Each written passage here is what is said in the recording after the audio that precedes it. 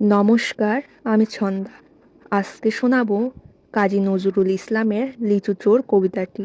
যদিও কবি আমাদের কাছে বিদ্রোহী নামে পরিচিত, তবুও তিনি শিশুদের জন্য অনেক হাস্যরসিক কবিতা রচনা করে গিয়েছিলেন, যার মধ্যে একটি উল্লেখযোগ্য কবিতা হলো লিচু চোর। বাবুদের তাল পুকুরে, হাবুদের ডাল কুকুরে, সে কি বাস করলে তারা, বলিতাম একটু দাঁড়া।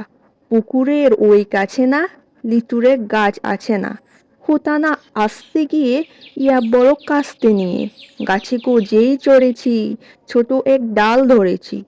ও বাবা, মরাত করে পড়েছি সরাত জোরে, পড়বি পর মালির ঘাড়েই, সে ছিল গাছের আড়ে।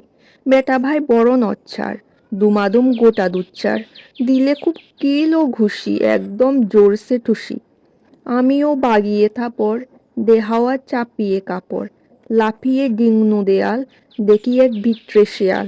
ও বাবা, শেয়াল কোথা, বেলোটা দাঁড়িয়ে হোতা, দেখে যে আতকে ওঠা, কুকুরও ঝাড়লে ছোটা। আমি কই কসমকারার, কুকুরের করবে সাবার। বাবা গো মা গো বলে পাঁচিলের ফোকল গলে, ঢুকে গিয়ে বসদের ঘরে যেন প্রাণ আসলো ধরে। যাবো ফের, কানমলি ভাই, চুরিতে যদি যায়, তবে মোর নামই মিছা, কুকুরের চামড়া খিচা। সে কি ভাই যায় রে ভোলা, মালির ওই পিটুনগুলা। কি বলিস ফের হপ্তা, তোবা নাক খপ্তা। নমস্কার।